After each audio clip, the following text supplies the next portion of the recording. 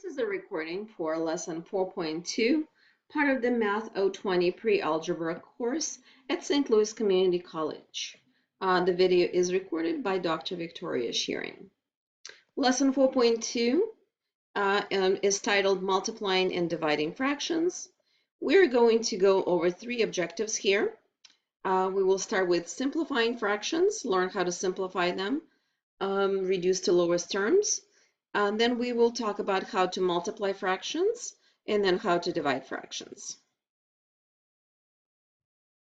So let's go ahead and start with the formal definition of what a simplified fraction is. The simplified fraction is considered in simplified form if there are no common factors in the numerator and denominator. Thinking about our previous lesson 2.4, where we talked about a prime factorization, the factors are the smaller numbers that multiply into the given number. So if you have nothing in common between the numerator and denominator, your fraction is in simplified form. Most of the time you're going to be looking for prime numbers. So some of the examples of simplified fractions would be 1 over 3. Or 2 over 7, or 3 over 5. Okay, so there is nothing in common between 1 and 3, 2 and 7, 3 and 5. Okay, so those are the simplified fractions. To simplify a fraction, okay, we're going to do it in 3 easy steps. Step 1. We're going to rewrite the numerator and denominator to show the common factors. If needed, we need to factor numerator and denominator into prime numbers. Step number 2, we're going to simplify using the equivalent fractions property by removing the common factors. We'll talk about this equivalent fractions property in just a second. And step number 3, we're going to multiply any remaining factors. Okay. So the equivalent fractions property by removing the common factors, that we'll see that in a minute. Okay, so example 1. Okay, let's keep our steps together, and then let's see. So 15, we're going to represent 15 as the break them into the factors. So break 15 into factors. So 15 could be written as 3 times 5. Okay, both prime numbers, because nothing goes into 3 and 5. And if you need the list of prime numbers, please refer to your lesson 2.4. You have a small table there of the prime numbers. So 3 times 5. 18 could be broken into 3 times 6. Right?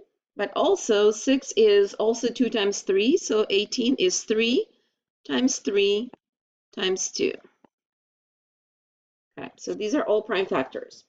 Now we're going to look and see what is in common between if you have the same number on top and bottom, they will cancel each other because 3 divided by 3 is a 1.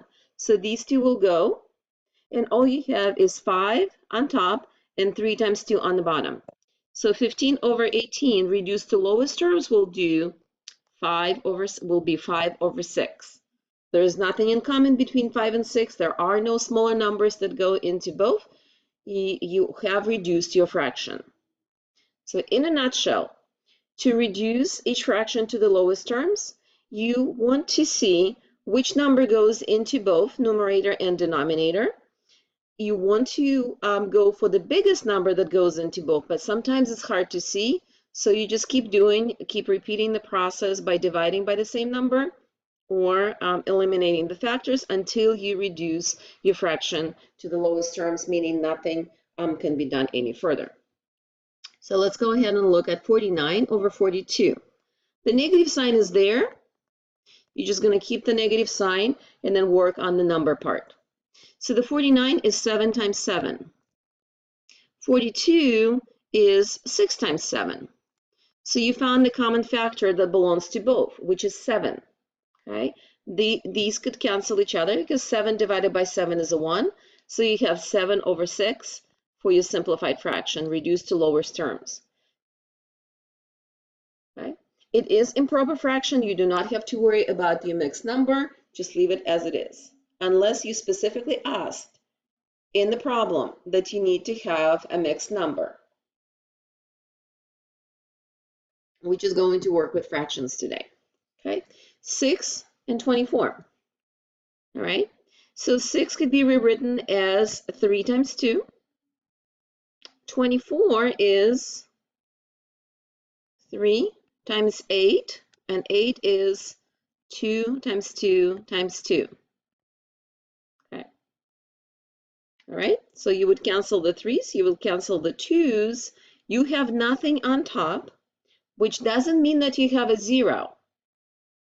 Okay, if you have nothing on top or on the bottom, it doesn't matter, in the fraction, if you cancel all the numbers either in numerator or denominator, it means that you still have a 1, because 3 divided by 3 is a 1, 2 divided by 2 is a 1, so you still have a 1, and then 2 times 2 is 4. Some of you also looked at 6 over 24 and said, oh, 6 goes into 24 4 times. So I could have gone for 6 goes to 6 1 time and then 24 4 times. Okay. All right, moving on to the next problem, 27 or 135. So let's see what 27 is. 27 could be rewritten as, what? 3 times 9. We can leave it for now as 3 times 9. In 135, it's a multiple of 5, so we can divide it by 5, see what it is. Actually, 135 is 5 times 27. And then 27 is also 3 times 9. So I can actually redo that as I can keep the 27 up on top. And 35 is 5 times 27. And then I can cancel these two. Okay. And then my final answer is going to be 1 over 5. Okay. So let's look at the next one, 720 over 800. So I know that 10 goes into both, so I can represent as 720 as, let's see what I can break it into. I can do 8 times 9 times 10, so let's see what that gives us. And if we need to, we can break it into smaller pieces. And this would be 8 times 100, which is 10 times 10. Okay, so I can do that. So I can cancel out the 8s, and I can cancel out the 10s, and I will have 9 over 10.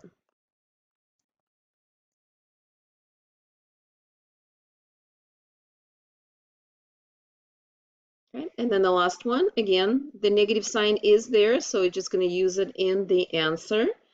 Let's see, so we have 2,000. I can do as 2 times 1,000. Okay, and I can do 1,500 as 15 times 100. So that doesn't give me any common factors. Then I can say that the 1,000 is not really 1,000. I can do 1,000 as 10 times 100. Right? All right. So I can do these two. So I would have 2 times 10, and I have 15. 15 and 10 are multiples of 5. So my new problem is 2 times 10, and then over 15. 10 and 15 can be broken down some more. So I can say 2 times 2 times 5, that's my 10, and 15 is 3 times 5. So I'm going to get rid of the 5 out of here, and I have 2 times 2 is 4, and a 3, so I have negative 4 over 3. Okay. Alternatively, some of you with better mental math skills, you can look at 2,500 and say 500 goes into both. It goes four times in 2,000 and 3 times into 1,500. Okay. So now that we practice on our equivalent fractions, we are ready to be multiplying fractions because we're going to use this skill as we multiply our fractions. So multiplying fractions is pretty straightforward. You have two fractions. You will multiply. So you have the fraction a over b multiplied by c over d. So what you see happening here is the numerators get multiplied and the denominators get multiplied. And the last step in multiplying fractions, you will reduce it to lowest terms. That is the peculiarity of the fraction. Every time we're going to be reducing every answer, we will be checking if we can reduce to the lowest terms. Okay, so as an example, before we start working on our problems, let's go ahead and see 3 over 5 times 2 over 7. All right, so you will multiply 3 times 2, which will be 6, and 5 over 7 is 35. So you went ahead and multiplied the numerators and denominators. And then there's nothing to reduce here, 6 over 35. And then that will be your answer. Okay, that's the process. All right, so we're going to start with the first one, 5 over 9 times 7 over 4. Okay, so we're going to multiply 5 times 7 and 9 times 4. Okay, and we're going to have 35 over 36, right? There's nothing to reduce here, so this is going to be our answer. 35 over 36. This is our answer. Okay. All right. Moving on to part B. Here you see two negative numbers. As we learned in Unit 3, multiplying two negative numbers gives you a positive result. So we do not have to worry about the negative sign. In the answer is going to be positive. So once we decide on the sign, knowing that we don't have to worry about it, we're just going to multiply the numerators and then multiply the denominators. So we have 3 times 5, and we have 8 times 11. So we have 15 over 88. All right. And there is nothing in common between 15 and 88.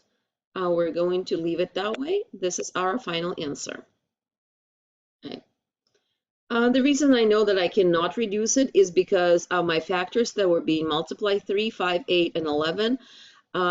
3 does not have in common anything with 8 or 11, and 5 does not have anything in common with 8 or 11. So you always check top and bottom. Our next problem has we're multiplying 7 over 8 times 4 over 7. Before you do any multiplication, let's examine this problem. This is where we want to reduce before we actually multiply everything. Notice how you have 7 on top and you have 7 on the bottom. They will cancel each other because we will rewrite that as 7 times 4 and then 8 times 7. And then I can also, because when I multiply, it doesn't matter the order in which I multiply the numbers. I can do 7 times 4, 7 times 8, and you can cancel the 7 over 7. So as long as you have the same number on top and the bottom, they can cancel each other. So what you do have is 4 over 8, okay? So 4 goes into 8 two times because 8 is a multiple of 4. So I can represent 8 as 4 times 2. 4 stays here, and then I can cancel them again, and I have 1 over 2. That is your final and the official answer, 1/2. So I barely did any multiplication here. All I did is I reduced the fractions. Not a lot of multiplication involved here. So study this example. to see how it works. And if nothing works, you can always do 7 times 4. You can still do 7 times 4 would be 28, 8 times 7, 56, and then you would reduce the fraction. So you would let's see, you would do it by 7, reduce it by 7, so 28 divided by 7 would be 4, 56 divided by 7 would be 8, and then again reduce by 4, 1 over 2. All right. Moving on with multiplication. All right, this is where once the numbers get bigger, it is easier to reduce the numbers first and then multiply them. So we're going to rewrite the numbers. I already see 15 and 25 could be reduced because they have the 5 in common. 16 and 32 have in common. 16 goes into 32 2 times. So I can rewrite this problem as, all right, so I will leave 16 alone, times 15. I'm going to break 15 as 3 times 5.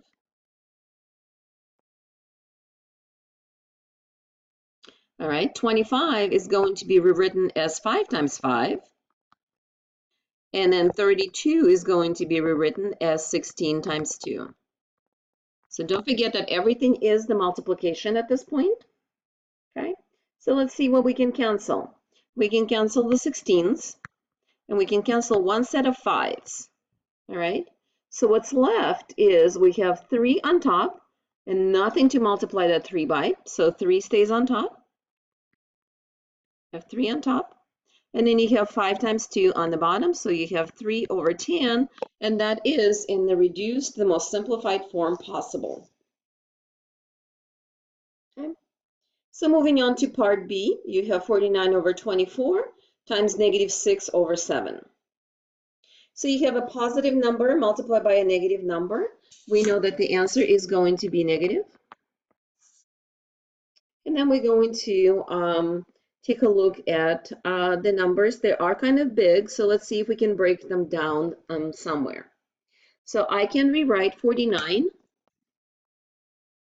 as 7 times 7, and then times 6. I don't need to worry about the negative because I put that in the answer.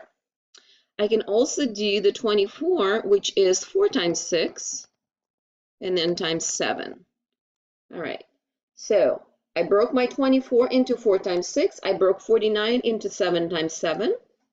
And now I can cancel them out. I can cancel the one set of 7s, and I can cancel the 6s. And all I have is 7 over 4. And then now that I come up for the answer, I remember it is a negative 7 over 4. That is going to be your final answer. Okay. Let's see what we have. Yes, this is our last problem. We have negative 4 times negative 8 over 92. So the first thing that we're going to do is we're going to decide that we are having a positive answer, negative times negative. So I'm just going to put the equal sign and don't drop the sign in there because it's positive. And then I'm also going to change the 4 into a fraction. Back in chapter 9, we said that multiplying or dividing a number by a 1 does not change that number.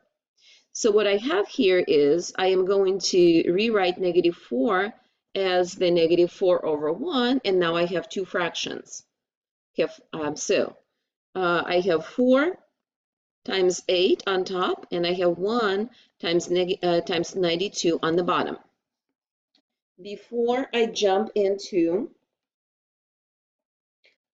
multiplying anything, okay? 4 goes into 92, so I can represent 92 as 4 times 23. So I will have 4 times 8 on top. I don't need to worry about this one, but I can write this down if you need me to. And then 4 times 23 on the bottom, this is what the 92 is now, 4 times 23. All right, so I can cancel the 4s. There's nothing in common between 8 and 23, and that will be my answer. So the final answer here is I have 8 left on top and 23 on the bottom, which is 1 times 23 is a 23, so I have 8 over 23. And this is going to be the final answer for us.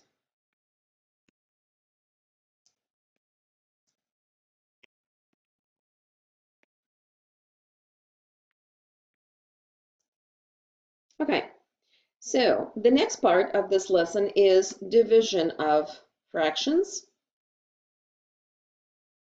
Okay. And we are going to leave that for part 2 of this pre-recorded lecture.